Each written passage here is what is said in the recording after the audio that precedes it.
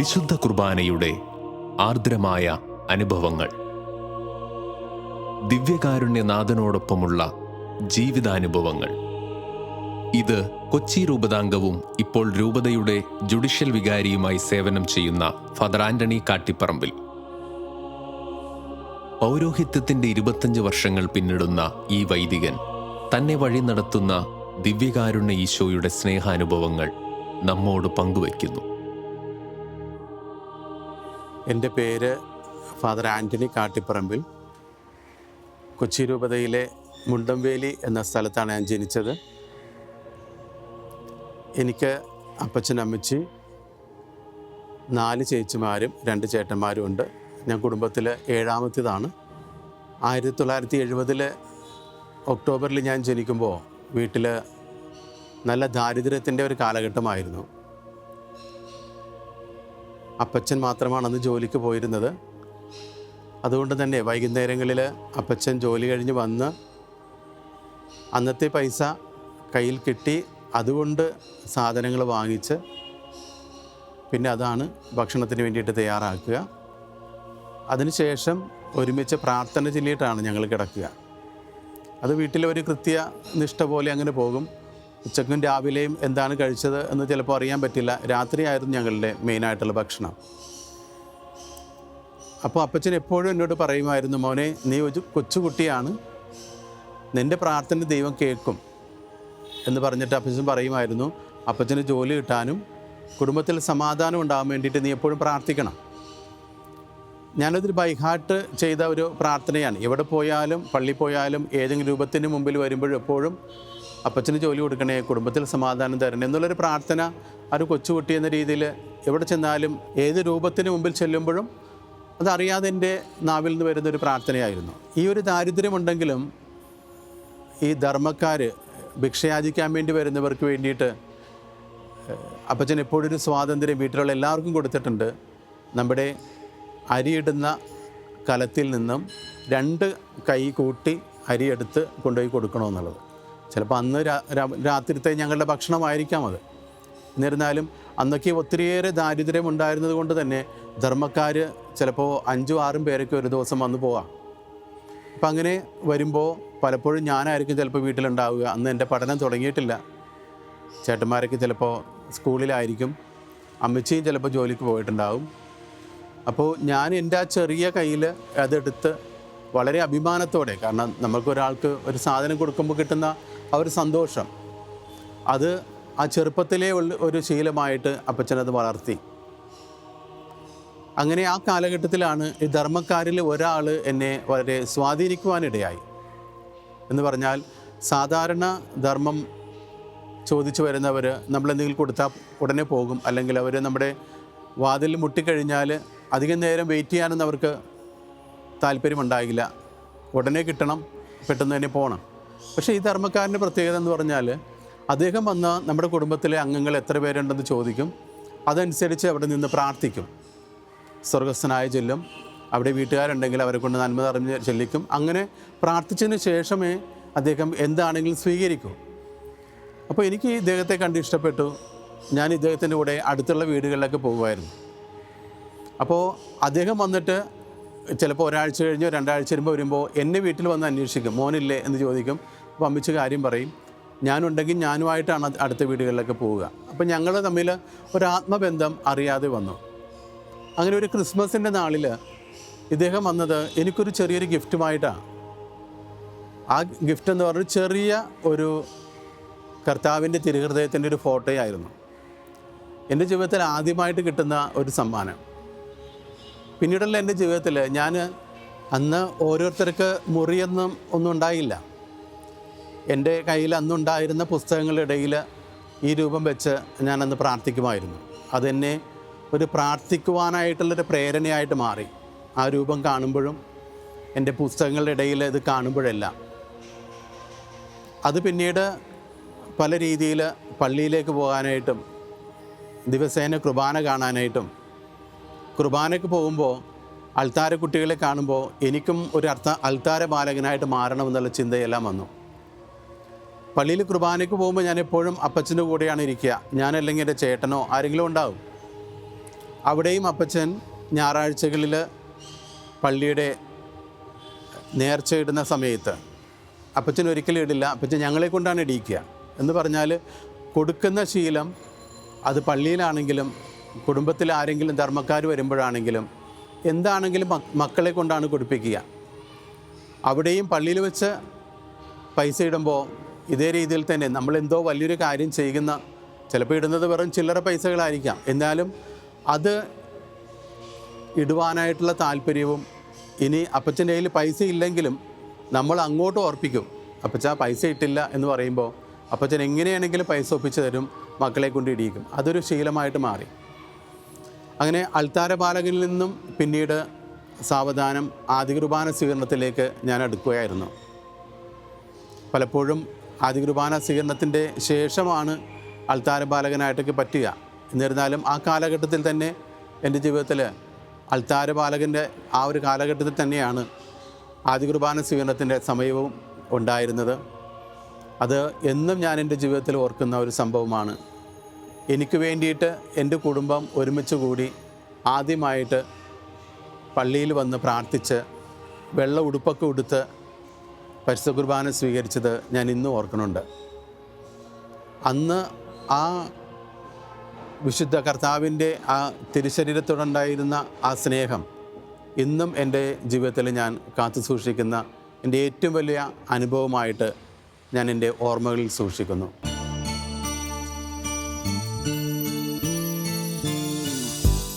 കരുണതൻ കയർ പിടിച്ച് നയിച്ചിടും സ്നേഹമേ, കരുണതൻ കയർ പിടിച്ച് നയിച്ചിടും സ്നേഹമേ, ദിവ്യകാരുണ്യ സ്നേഹമേ, പരിശുദ്ധ സ്നേഹമേ,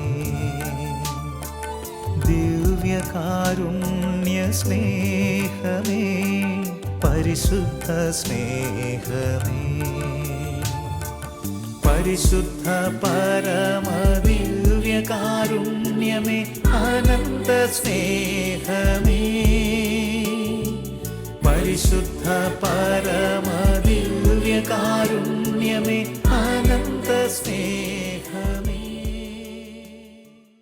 സ്നേഹം നിറഞ്ഞവരെ, ദിവ്യകാരുണ്യ ഈശോ ഒരു വൈദികനാകുന്ന ആ ഒരു ആഗ്രഹം എന്നിൽ ആദ്യമായിട്ട് ഉളവാക്കിയ ആ സംഭവമാണ് ഞാനിപ്പോൾ പറയാൻ ആഗ്രഹിക്കുക. ഒരു അൾത്താര ബാലകനായി മാറിക്കഴിഞ്ഞപ്പോൾ ഒത്തിരിയേറെ വൈദികരുമായിട്ട് എനിക്ക് ബന്ധമുണ്ടായി, സുഹൃത്തുക്കളായി. അതേസമയം തന്നെ എന്നോടൊപ്പം പഠിച്ച പലരും സെമിനാരിൽ ചേർന്നത് ഞാൻ കണ്ടു. ചിലരെല്ലാം ഉടുപ്പ് മാറി പള്ളിയിൽ വന്ന് അവധിക്കാലത്ത് സർവീസ് ചെയ്യണത് ഞാൻ കണ്ടു. അപ്പോൾ അങ്ങനെ എനിക്കും എൻ്റെ മനസ്സിൽ എനിക്കൊരു വൈദികനാണോ എന്നുള്ള ചിന്ത ആദ്യമേ ഉണ്ടായി തുടങ്ങി. അങ്ങനെ ഞാനും ഒരു 4 പേരടങ്ങുന്ന കുറച്ച് കൂട്ടുകാരും ഒരുമിച്ചാണ് മൈനർ സെമിനാരിൽ ചേരുക. പക്ഷെ മൈനർ സെമിനാരിൽ ചേരുന്നതിന് ശേഷം, മൈനർ സെമിനാരിയിൽ ചേർന്നതിന് ശേഷം ആദ്യമുണ്ടായിരുന്ന ഒരു തീക്ഷ്ണത എനിക്ക് പെട്ടെന്ന് നഷ്ടപ്പെട്ടു. ഓരോ തവണ കുർബാന അടുത്തുനിന്ന് കാണുമ്പോഴും കുർബാനയ്ക്ക് കൂടുമ്പോഴും എല്ലാം ഞാനും ഒരിക്കൽ ഇതേ രീതിയിൽ ദിവ്യബലി അർപ്പിക്കപ്പെടേണ്ട ഒരു വ്യക്തിയല്ലേ, അതിനുള്ളത് അർഹത എനിക്കുണ്ടോ എന്നുള്ളൊരു ചിന്ത എപ്പോഴും എന്നെ വല്ലാതെ അലട്ടിയിരുന്നു. അന്നൊന്നും അത്രയ്ക്കും ചിന്തിക്കുവാനുള്ള കഴിവൊന്നുമില്ല. അതുകൊണ്ട് തന്നെ എനിക്കൊരു മറുപടി തരാനായിട്ട് ആ ഒരു ചോദ്യം ചോദിക്കുന്നത് തെറ്റാണോ എന്ന് കരുതിയിട്ട് ഞാൻ ആരുമായിട്ടത് ഷെയർ ചെയ്തിരുന്നില്ല. 1 വർഷത്തെ സെമിനാരി ജീവിതത്തിന് ശേഷം 2 വർഷം കോളേജ് പഠനമായിരുന്നു. ആ സമയത്ത് ഞാൻ സെമിനാരി ജീവിതം തന്നെ മറക്കുവാൻ ശ്രമിച്ചു, അല്പമൊക്കെ ഉഴപ്പാനായിട്ട് ശ്രമിച്ചു. കാരണം തിരിച്ചു വരുന്നത് ചിന്തിക്കുമ്പോൾ എനിക്ക് അർഹതയുണ്ടോ എന്നുള്ളൊരു ചിന്തയായിരുന്നു എനിക്ക് ആദ്യം എൻ്റെ മനസ്സിൽ വന്നിരുന്നത്. അതുകൊണ്ട് തന്നെ എനിക്ക് അർഹതയില്ല എന്ന് മറ്റുള്ളവരെ കാണിക്കുവാൻ വേണ്ടി അല്പസ്വല്പമൊക്കെ ഞാൻ അവിടെ ഉഴപ്പാൻ തുടങ്ങി. ഒടുവിൽ സെമിനാരിയിലേക്ക് തിരിച്ചു കയറേണ്ട സമയം വന്നപ്പോൾ ഞാൻ പറഞ്ഞു, ഞാൻ സെമിനാരിയിലേക്ക് തിരിച്ചു പോകുന്നില്ല. സ്വാഭാവികമായിട്ടും വീട്ടിലെല്ലാവർക്കും വിഷമമായി. അവരാരും എന്നെ നിർബന്ധിച്ചില്ല. അവർ പറഞ്ഞു, ഇത്രയേ ഉള്ളൂ, നിൻ്റെ ഭാവിയാണ്, ഒന്നുകിൽ നിനക്ക് പോകാം അല്ലെങ്കിൽ പോകാതിരിക്കാം, അതെൻ്റെ ഇഷ്ടം. ഞാൻ പോകാതിരിക്കുവാൻ വേണ്ടി തന്നെ എന്തോ 1-2 ദിവസം മാത്രമുള്ളപ്പോഴാണ് പറയുക ഞാൻ പോകുന്നില്ലെന്ന്. അപ്പോൾ ഇങ്ങനൊരു സ്വാതന്ത്ര്യം തന്നു, നിനക്ക് ഇഷ്ടമുണ്ടെങ്കിൽ പോവുക, അല്ലെങ്കിൽ പോകണ്ട, തീരുമാനം എന്താണെങ്കിലും 2 ദിവസത്തിനുള്ളിൽ അറിയിക്കണമെന്ന് പറഞ്ഞു. ആ 2 ദിവസം എന്നുള്ളത് എനിക്ക് ഉറങ്ങുവാനും സാധിച്ചില്ല, ഭക്ഷണം കഴിക്കുവാനും സാധിച്ചില്ല. അന്ന് ഞാൻ ആശ്രയിച്ചത് ദിവ്യകാരുണ്യനാഥൻ്റെ മുമ്പിൽ തന്നെയാണ്. എൻ്റെ ഇടവക ദേവാലയത്തിൽ പോയി ഞാൻ ഒത്തിരി നേരം പ്രാർത്ഥിച്ചു. എൻ്റെ അർഹത അതായിരുന്നു എൻ്റെ ഏറ്റവും വലിയ ചോദ്യം. ഞാൻ അർഹതപ്പെട്ടവനാണോ അല്ലയോ, തിരിച്ചു കയറണമോ വേണ്ടയോ. എന്തോ എപ്പോഴെല്ലാം ഞാൻ ദൈവത്തിൽ നിന്ന് അകന്നു പോകാനായിട്ട് ആഗ്രഹിച്ചുവോ അപ്പോഴെല്ലാം ദൈവം പ്രത്യേകമായിട്ടുള്ള ഒരു കരുതലും സംരക്ഷണം നൽകി എങ്ങനെയൊക്കെയോ എന്നെ തിരികെ സെമിനാരിയിലേക്ക് കൊണ്ടുവന്നു. ഞാൻ അവസാനം വീട്ടിൽ വന്ന് പറഞ്ഞു എനിക്ക് സെമിനാരിയിൽ ചേരണമെന്ന്. ആദ്യമേ ചേരില്ല, എനിക്ക് അങ്ങോട്ട് പോകണ്ട എന്ന് പറഞ്ഞ് ഞാൻ രണ്ടാമത് തിരുത്തി പറഞ്ഞു എനിക്ക് പോയേ തീരൂ എന്ന രീതിയിൽ പറഞ്ഞ് ഞാൻ സെമിനാരിയിലേക്ക് വീണ്ടും കയറി. പിന്നീട് ഫിലോസഫി കാലമായി. 2-3 വർഷം വളരെ പെട്ടെന്ന് കടന്നുപോയി. 3-ാമത്തെ വർഷം വന്നപ്പോൾ വീണ്ടും എനിക്ക് പ്രശ്നമായി. ഒരു രീതിയിലുള്ള ഉഴപ്പോ അല്ലെങ്കിൽ ഒരു രീതിയിൽ മാറ്റി നിർത്തപ്പെടുന്ന രീതിയിലുള്ള ഒരു സ്വഭാവ ദൂഷ്യമോ എനിക്കില്ല. എല്ലാവർക്കും ഇഷ്ടമുള്ള ഒരു വ്യക്തി തന്നെയായിരുന്നു ഞാൻ. പക്ഷേ എൻ്റെ മനസ്സിൽ ഈ ഒരു കുർബാന അർപ്പിക്കുവാൻ, ഒരു വൈദികനായി മാറുവാൻ ഞാൻ യോഗ്യനാണോ എന്നുള്ള ചിന്ത കൂടെ കൂടെ എന്നെ വല്ലാതെ അലട്ടി. എൻ്റെ സ്പിരിച്വൽ ഫാദറുമായിട്ട് ഞാൻ സംസാരിച്ചു. എനിക്ക് വേണ്ടിയിരുന്നത് ഒരു റീജൻസി കാലഘട്ടമായിരുന്നു. ഞാൻ അതിനു വേണ്ടിയിട്ട് അപേക്ഷിച്ചു, കാരണം ഞങ്ങൾക്ക് റീജൻസി തരില്ലായിരുന്നു. അവസാനം എൻ്റെ നിർബന്ധത്തിൽ വഴങ്ങി സ്പിരിച്വൽ ഫാദർ പറഞ്ഞു, മാർക്കച്ചൻ പറഞ്ഞു ഞാൻ പിതാവിനോട് സംസാരിക്കാം എന്ന് പറഞ്ഞ് എന്നെ ആശ്വസിപ്പിച്ചു. പിതാവിൻ്റെ കോൺസക്രേഷൻ ഡേയുടെ അന്ന് ഞങ്ങൾ ബ്രദേഴ്സ് എല്ലാവരും ഒരുമിച്ച് കൂടുന്ന ആ ഒരു ദിവസം തിയോളജി എവിടെ പഠിക്കണം എന്നതിനെക്കുറിച്ച് പറയുവാനായിട്ട് പിതാവ് ഓരോരുത്തരെ ഇങ്ങനെ വിളിക്കുന്ന സമയമായിരുന്നു. അപ്പോൾ എൻ്റെ മനസ്സിൽ പിതാവ് എനിക്ക് റീജൻസി തരും, 1 വർഷത്തെ കാലഘട്ടത്തിൽ എനിക്ക് വീണ്ടും എൻ്റെ തീരുമാനം മാറ്റുകയോ വീട്ടിലേക്ക് തിരിച്ചു വരികയോ ചെയ്യാം എന്നുള്ളൊരു പ്രതീക്ഷയോടുകൂടിയാണ് പിതാവിൻ്റെ അടുക്കൽ ഞാൻ ചെല്ലുക. അപ്പോൾ പിതാവ് എൻ്റെ അടുത്ത് പറഞ്ഞത് ഇപ്രകാരമായിരുന്നു, ആൻ്റണി, ദൈവശാസ്ത്ര പഠനം താൻ റോമിൽ പോയി പഠിക്കുക. തീർച്ചയായിട്ടും അതെനിക്ക് ഒരു വലിയൊരു ഞെട്ടലായിരുന്നു എൻ്റെ മനസ്സിൽ. കാരണം ഞാൻ അയോഗ്യനാണെന്ന ചിന്തയിലും ആ റീജൻസി കാലഘട്ടത്തിൽ ഒരു തീരുമാനമെടുക്കാം എന്ന രീതിയിൽ ചിന്തിച്ചുകൊണ്ടിരുന്ന എൻ്റെ മുന്നിലേക്കാണ് കുരുത്തര പിതാവ് പറയുക, താനിനി ഇവിടെ പഠിക്കണ്ട, റോമിൽ പോയി പഠിച്ചാൽ മതിയെന്ന്. അന്ന് എൻ്റെ ആ ഒരു സമയത്ത് എൻ്റെ മനസ്സിൽ വന്നൊരു ചോദ്യവും ഞാൻ പിതാവിനോട് ചോദിച്ചതും ഇപ്രകാരമായിരുന്നു, പിതാവിന് എന്നെ വിശ്വാസമാണോ? പിതാവ് ചിരിച്ചുകൊണ്ട് പറഞ്ഞു, ആൻ്റണി, എനിക്ക് നിന്നെ വിശ്വാസമാണ്, നീ റോമിൽ പോയി പഠിക്കുക. പിന്നെ റോമിലേക്കുള്ള യാത്രയായിരുന്നു. അവിടെ ചെന്നപ്പോൾ ആദ്യമേ ഒരു ഭയപ്പെടുത്തുന്ന അനുഭവമാണ്. കാരണം പൂർണ്ണ സ്വാതന്ത്ര്യമുള്ള ഒരു സെമിനാരി. 3 താക്കോലുകളാണ് നമ്മുടെ കയ്യിലേക്ക് തരിക. നമ്മുടെ മുറിയുടേത്, സെമിനാരിയുടേത്, 3ാമത്തേത് സെമിനാരിയുടെ പുറത്തുള്ള വലിയ ഗേറ്റിൻ്റേത്. എന്നിട്ട് പറയുക, ഇനി നീയാണ് നിന്നെ ഫോം ചെയ്യേണ്ടത്. പള്ളിയിൽ പോകാം, പോകാതിരിക്കാം, ഭക്ഷണം കഴിക്കാൻ വരാം, വരാതിരിക്കാം, പഠിക്കുവാൻ കോളേജിൽ പോകാം, പോകാതിരിക്കാം. ഇതിനെല്ലാത്തിനും സ്വാതന്ത്ര്യമുള്ള ഒരു സ്ഥലം. ആദ്യമൊക്കെ കിട്ടിയ സ്വാതന്ത്ര്യം അല്പം ഒന്ന് ഉഴപ്പിയൊക്കെ ഉപയോഗിച്ചു. പിന്നീട് ഞാൻ എന്നോട് തന്നെ ചോദിക്കാൻ തുടങ്ങി, ഞാൻ എന്തിനാണ് ഇവിടെ വന്നിരിക്കുക? ദൈവം ഞാൻ പോകാൻ ആഗ്രഹിച്ച സമയത്തെല്ലാം ഒരു ചെറിയൊരു തട്ട് തന്ന് എന്നെ അവിടുത്തെ വഴിയിലേക്ക് എത്തിച്ചു. ഞാൻ വീണ്ടും റീജൻസി പീരീഡിൽ ഒരു തീരുമാനമെടുക്കാമെന്ന് ചിന്തിച്ചപ്പോഴും വീണ്ടും എന്നെ തട്ടി ഇപ്പോൾ ഇട്ടിരിക്കുന്നത് റോമിലാണ്. ആ ഒരു ചിന്തയും ദൈവം ഇത്ര കരുതലോടെ ഞാൻ എന്നും പ്രാർത്ഥിക്കുന്ന എൻ്റെ ദിവ്യകാരുണ്യനാഥന് ഇത്ര കരുതൽ എന്നിലുണ്ടെങ്കിൽ എന്തുകൊണ്ട് ആ ദൈവത്തിലേക്ക് എനിക്ക് പരിപൂർണമായിട്ട് തിരിഞ്ഞുകൂടാ എന്നൊരു ചിന്ത എന്നിൽ വന്നു. ആ സമയത്താണ്, ആ കാലഘട്ടത്തിലാണ് സെൻറ്റ് പീറ്റേഴ്സ് ബസിലിക്കയിലുള്ള നിത്യാരാധന ചാപ്പലിൽ പോകാനായിട്ടിട വന്നത്. ആദ്യമേ ഒരു ക്യൂരിയോസിറ്റിയുടെ പേരിലാണ് അവിടെ കുറച്ച് നേരം നിന്നത്. പിന്നീട് ചെല്ലുമ്പോൾ ഞാൻ അവിടെ കൂടിയിരിക്കുന്ന ജനങ്ങളെ ശ്രദ്ധിച്ചു തുടങ്ങി. ലോകത്തിലെ ഒത്തിരിയേറെ രാജ്യങ്ങളിൽ നിന്നുള്ള വ്യക്തികൾ അവിടെയുണ്ട്. അവരെല്ലാവരും ആരാധിക്കുന്നതും ആശ്രയിക്കുന്നതും ഈ ദിവ്യകാരുണ്യനാഥനെയാണ്. അപ്പോഴാണ് ഞാൻ എത്രത്തോളം അവിടെ നിന്നും അകലെയാണ്. സെമിനാരിയിൽ ഇത്രയും വർഷമായിരുന്നിട്ടും ഇത്രയും ദൈവം എന്നെ കരുതിയിട്ടും പരിപൂർണമായിട്ടുള്ള സമർപ്പണത്തിലേക്ക് എനിക്ക് വരുവാൻ സാധിക്കുന്നില്ലല്ലോ എന്നുള്ളൊരു നിരാശ എന്നിൽ ജനിക്കുകയുണ്ടായി. ദൈവവിളിയെക്കുറിച്ചുള്ളൊരു ബോധ്യം എനിക്ക് ലഭിക്കുന്നത് ആ ദിവ്യകാരുണ്യനാഥൻ്റെ സന്നിധിയിൽ വെച്ചാണ്. പിന്നീട് ഞാൻ ഒരിക്കൽ പോലും വീണ്ടും ഒരു ചിന്ത അല്ലെങ്കിൽ വീണ്ടും ഒരു അയോഗ്യതയെക്കുറിച്ചല്ല, ദൈവം എന്നെ വിളിച്ചിട്ടുണ്ടെങ്കിൽ അവിടുത്തെ പദ്ധതി അനുസരിച്ച് എന്നെ മുന്നോട്ട് നയിക്കും എന്നുള്ളൊരു വിശ്വാസത്തിലൂടെയാണ് ഞാൻ പിന്നീട് മുന്നോട്ട് പോയത്. സെൻറ്റ് പീറ്റേഴ്സ് ബസിലിക്കയിലെ നിത്യാരാധന ചാപ്പലിൽ പോകാൻ സാധിക്കാത്ത സമയത്ത് സെമിനാരിക്ക് അടുത്തുള്ള ഹിയസാദി സാന്തോ സ്പിരിത്തോ എന്ന പള്ളിയിൽ പോകാൻ തുടങ്ങി. അവിടെയും ഇതുപോലെ ദിവ്യകാരുണ്യനാഥനെ ആരാധിക്കുവാനായിട്ടുള്ള ദിവസങ്ങളുണ്ടായിരുന്നു. അവിടെ വിശുദ്ധ ഫൗസ്റ്റീനായുടെ തിരുശേഷിപ്പ് സൂക്ഷിച്ചിട്ടുള്ള സ്ഥലമാണ്. അങ്ങനെ അവിടെയാണ് പിന്നീട് ഞാൻ കൂടുതലായിട്ട് പോയിക്കൊണ്ടിരുന്നത്. ഏതെങ്കിലും തരത്തിലുള്ള പ്രതിസന്ധികൾ വരുമ്പോഴും പരീക്ഷകൾ വരുമ്പോഴും ബുദ്ധിമുട്ടുകളൊക്കെ ഞാൻ വ്യക്തിപരമായിട്ട് നേരിടുമ്പോഴുമെല്ലാം ഞാൻ ഇതേ രീതിയിൽ ഈ 2 കപ്പേളകളിൽ ഞാൻ ആശ്രയിക്കാറുണ്ടായിരുന്നു. അവിടെ നിന്നെല്ലാം എനിക്ക് ശക്തിയായിട്ടും പ്രചോദനമായിട്ടും വിശ്വാസത്തിൻ്റെ ആഴമായിട്ടും പ്രശ്നങ്ങൾ നേരിടുവാനായിട്ടുള്ള കരുത്തായിട്ടും ദിവ്യനാഥൻ എൻ്റെ കൂടെ ഉണ്ടായിരുന്നു. അങ്ങനെ അവിടുത്തെ പഠനം പൂർത്തീകരിച്ച്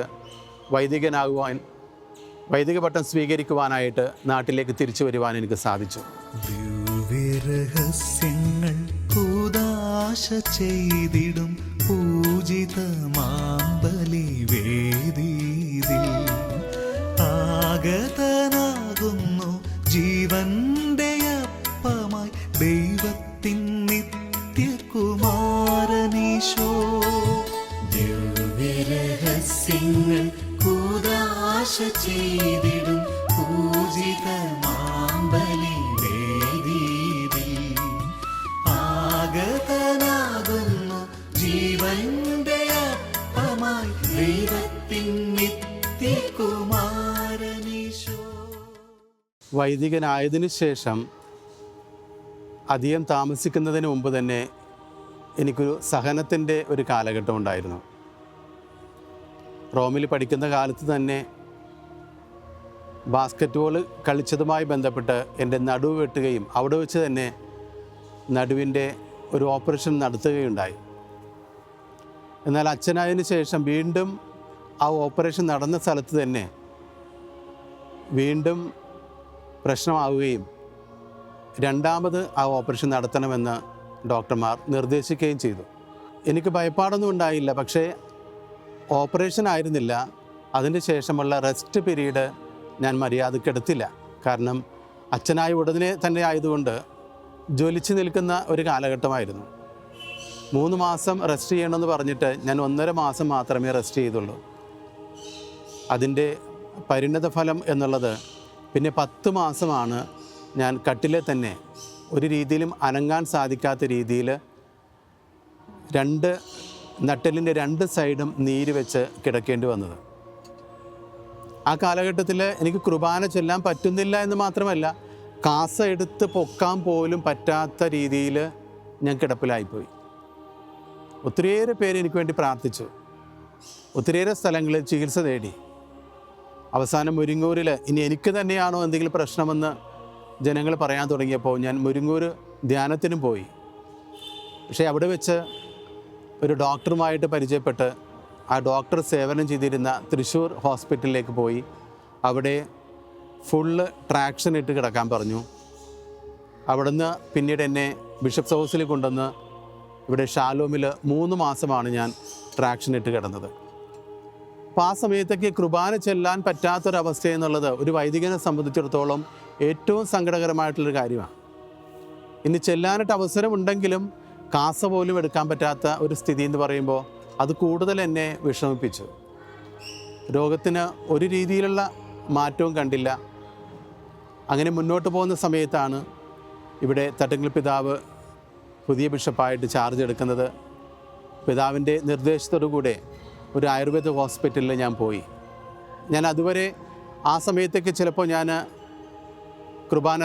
മുറിയിൽ കുർബാന അർപ്പിക്കുവാനായിട്ട് ചൊല്ലുന്നുണ്ടായിരുന്നു. അർപ്പിക്കുന്നുണ്ടായിരുന്നു. പക്ഷേ ഒരു ജനങ്ങളുടെ മധ്യേ ഒരു വൈദികനെന്ന് പറയുമ്പോൾ ഒരു പ്രൈവറ്റ് മാസ് എന്നുള്ള രീതിയിലല്ല, ജനങ്ങളുടെ മുമ്പിൽ അർപ്പിക്കുമ്പോഴാണ് അവന് അതിൽ തൃപ്തിയും ആ കുർബാന അർപ്പിക്കുന്നതിൽ ജനങ്ങളോടൊപ്പമുള്ള ഒരു കുർബാനയായി മാറി ദൈവത്തിനോട് കൂടുതൽ അടുത്ത് ആ കുർബാന അർപ്പിക്കുവാനായിട്ട് സാധിക്കുക. അത് ഞാൻ ഒത്തിരിയേറെ ആഗ്രഹിച്ചു. പക്ഷേ എനിക്ക് പള്ളിയില്ല.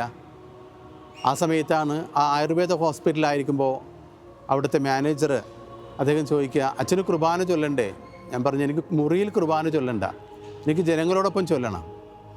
അങ്ങനെ പറഞ്ഞപ്പോൾ അവിടുത്തെ അദ്ദേഹം തന്നെയാണ്, ആ ഹോസ്പിറ്റലിൽ മറ്റ് മതസ്ഥരെല്ലാവരുമുണ്ട്, എന്നിരുന്നാലും അച്ഛന് കുർബാന ചൊല്ലുവാനായിട്ട് അവസരം ഒപ്പിച്ചു തരാം എന്ന് പറഞ്ഞുകൊണ്ട് എനിക്ക് വേണ്ടി ആ ഹോസ്പിറ്റലിലെ ഒരു മുറി, അത്യാവശ്യം വലിയൊരു മുറി അൽത്താരം ഒരുക്കുകയും പിതാവിൻ്റെ അനുവാദത്തോടു കൂടെ ഞാനിവിടെ കുർബാന അർപ്പിക്കുകയും ചെയ്തത്. അന്ന് എനിക്ക് കിട്ടിയ ഒരു സന്തോഷം എന്നുള്ളത് അത് വിവരിക്കുവാൻ സാധിക്കാത്ത രീതിയിലുള്ള ഒന്നായിരുന്നു.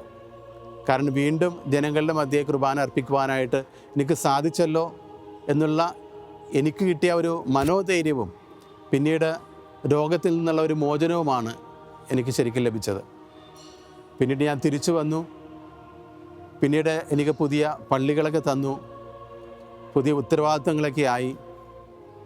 അങ്ങനെ ആ രോഗത്തിൽ നിന്ന് പരിപൂർണമായിട്ട് തിരിച്ചു വരുവാനും വീണ്ടും കുർബാന അർപ്പിക്കുവാനും ദിവ്യകാരുണ്യ സന്നിധിയിലേക്ക് തിരികെ വരുവാനും എനിക്ക് സാധിച്ചു. ആത്മീയ ജീവന്റെ അപ്പമായി നിത്യമാം ജീവന്റെ ഭോജ്യമായി ആഗതനാകുന്നു യേശുനാഥൻ, ദിവ്യകാരുണ്യ സ്വരൂപനായി. ആരാധിക്കാം, ആർത്തുപാടാം, ആ തിരുനാമത്തെ പാടി വാഴ്ത്താം, ആനന്ദ കീർത്തനം പാടി നിത്യം ആരാധനാ സ്തുതി സ്തോത്രമേകാം.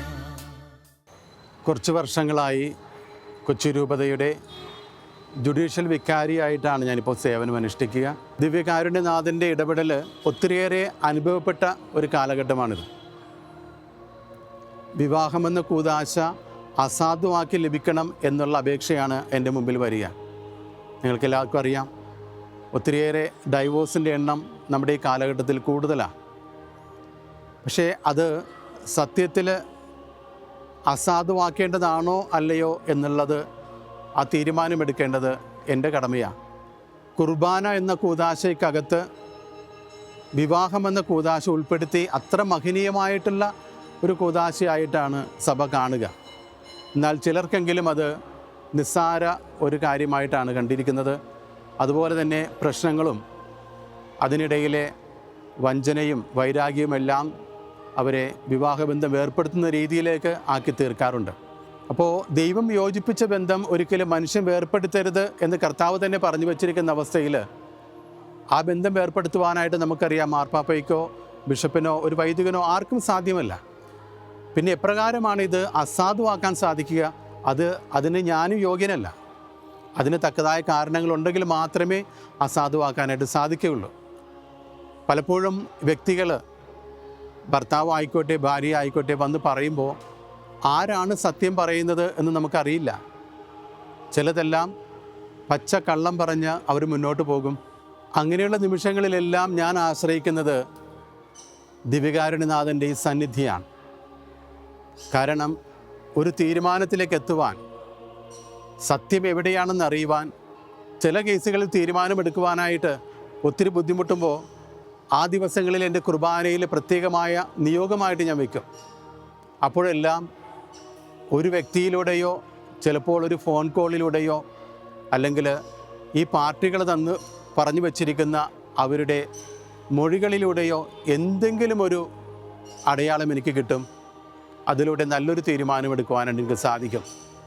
എൻ്റെ മനസ്സിൽ ഇപ്പോഴുമുള്ള ഒരു പെൺകുട്ടിയുടെ ഒരു ചോദ്യം,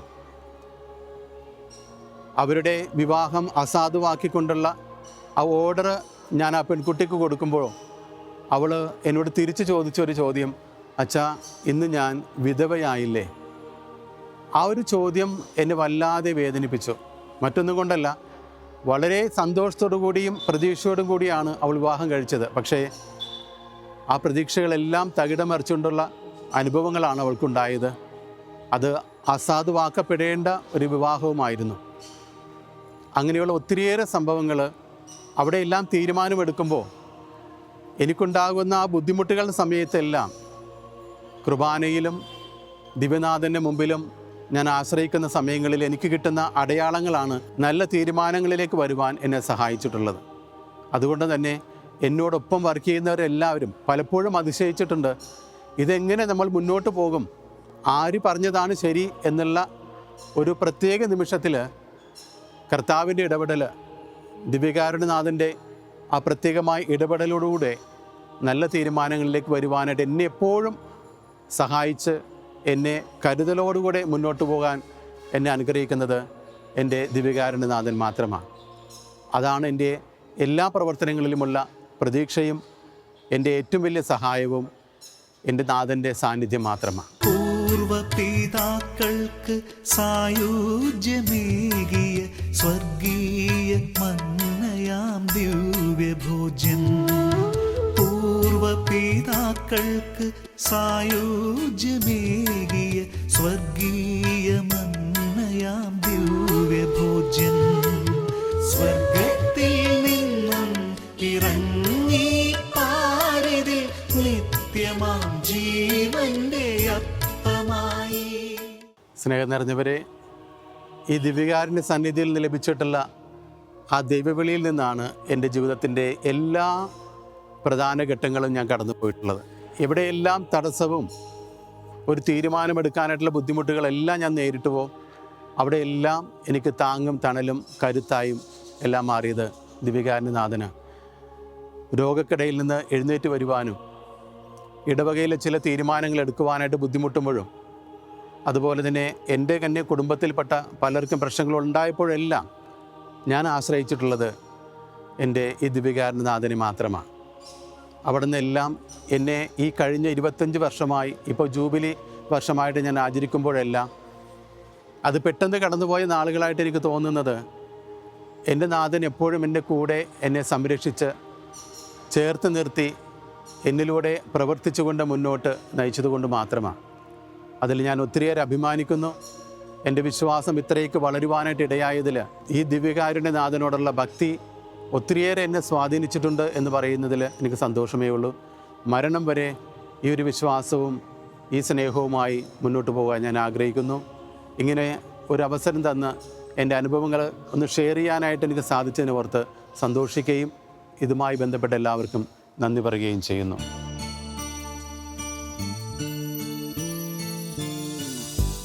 കരുണതൻ കയർ പിടിച്ച് നയിച്ചിടും സ്നേഹമേ, കരുണതൻ കയർ പിടിച്ച് നയിച്ചിടും സ്നേഹമേ, ദിവ്യകാരുണ്യ സ്നേഹമേ, പരിശുദ്ധ സ്നേഹമേ,